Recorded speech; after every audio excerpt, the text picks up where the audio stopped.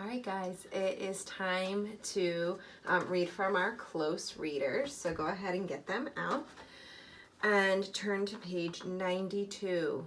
Remember, we were reading The Ugly Duckling and we stopped halfway through and we're finishing up today. So at the top of page 92, it says, next to 3, it says, read. How does the ugly duckling feel? Circle the word. So while I read, I want you guys to look through for the word that tells us how the ugly duckling feels. Okay? Each day the ducklings would follow Mother Duck. They were learning to be ducks. The other ducks did not want to play with the ugly duckling. He felt sad. One day he left. Winter soon came. A farmer found the ugly duckling. I must take you home before it begins to snow, he said. Okay, so we're going to stop there. What word did you circle?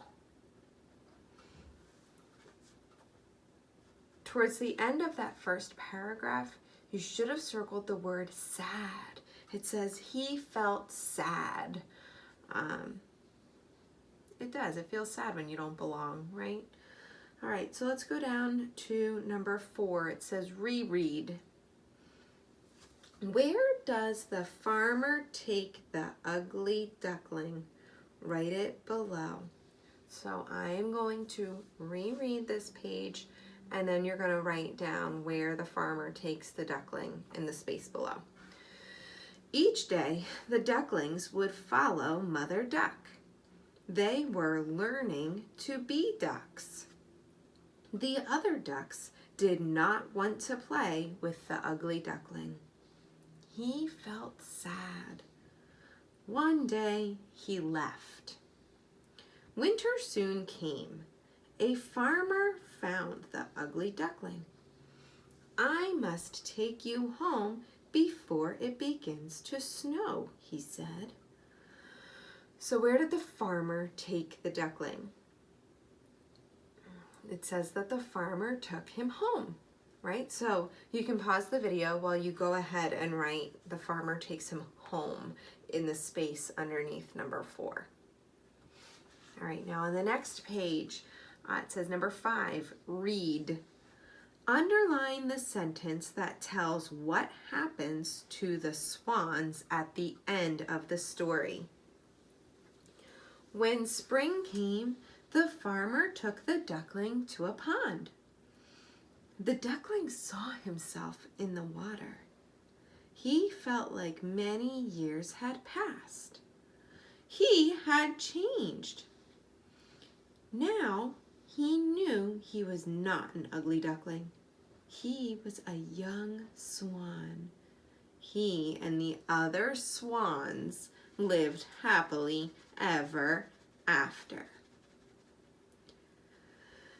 So, what happens to the swans at the end of the story? If you look at that last sentence, that's the one that you should have underlined. It says, he and the other swans lived happily ever after. That's a great way to end the story.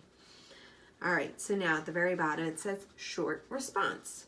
Cite text evidence. So reread pages 91 to 93. Why is the ugly duckling happy at the end of the story? Write it below. And so now on your own, you're going to go ahead and reread the story. So this part on page 91, this part on page 92, and this part on page 93. And then you'll go ahead and answer that question, why is he happy at the end of the story? Okay? All right, go ahead. See you later.